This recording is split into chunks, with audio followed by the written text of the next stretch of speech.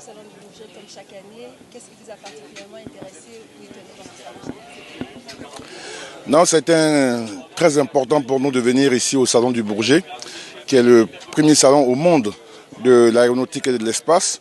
Et comme vous savez, aujourd'hui, avec les défis sécuritaires dans nos pays, qui sont des défis de lutte contre le terrorisme, la notion de surveillance de tous les périmètres de nos États devient essentielle.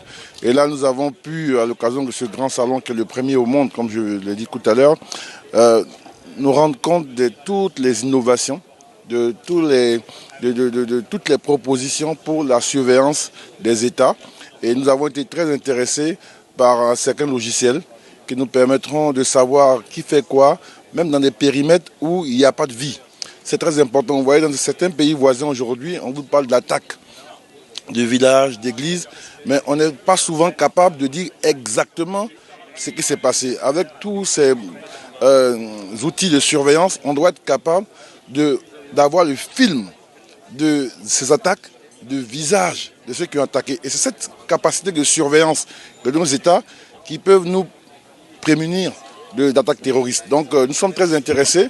Évidemment, ces matériels coûtent un peu cher. Et donc nous allons regarder comment avoir des propositions financières qui correspondent, qui cadrent avec nos budgets. On a remarqué aussi que ce sont des outils qui sont de plus en plus numériques. Est-ce qu'on a sur place des ressources humaines justement pour pouvoir faire la prise en charge? Oui, c'est notre défi. Il faut avoir la ressource humaine et nous avons travaillé à former nos hommes. Aujourd'hui, nous avons, avec la contribution de grands pays, beaucoup de nos étudiants ou de nos ingénieurs qui sont en formation ou qui ont déjà fini. Donc nous travaillons à ce qu'il y ait une vraie adéquation entre les matériels que nous allons acquérir et les hommes qui vont justement s'en occuper. Donc je suis convaincu que nous devons relever le défi du numérique parce que la plus-value en matière de sécurité est très importante depuis quelques années. C'est-à-dire qu'on peut avoir une armée bien formée, une armée qui a des bons matériels et une armée qui est bien organisée. Aujourd'hui, il faut anticiper. Et quand vous voyez dans certains États la dégradation des situations, c'est lié au fait qu'il n'y a pas un niveau de présence, d'occupation de l'espace. L'occupation de l'espace est peut-être physique ou numérique.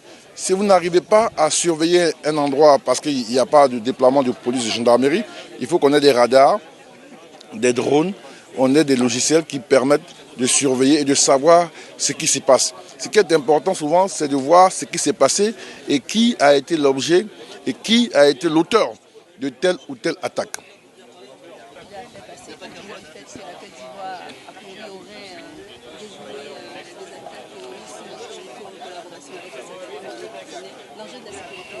Non, moi je voudrais que tous nos compatriotes dans la sous-région prennent conscience que les enjeux sécuritaires sont réels, sont très importants.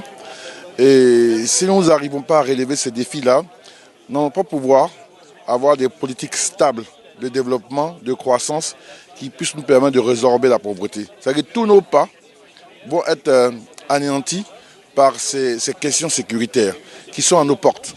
Donc c'est aujourd'hui une conscience collective qu'on doit avoir de préserver notre vie, de préserver notre équilibre social face à ceux qui veulent complètement le désorganiser. Et cela passe par beaucoup d'anticipation. Ce salon nous permet de faire des raccourcis pour voir déjà ce qui existe dans certains pays développés. Et ces pays-là, ils sont plus ou moins en sécurité parce qu'ils ont des équipements adéquats.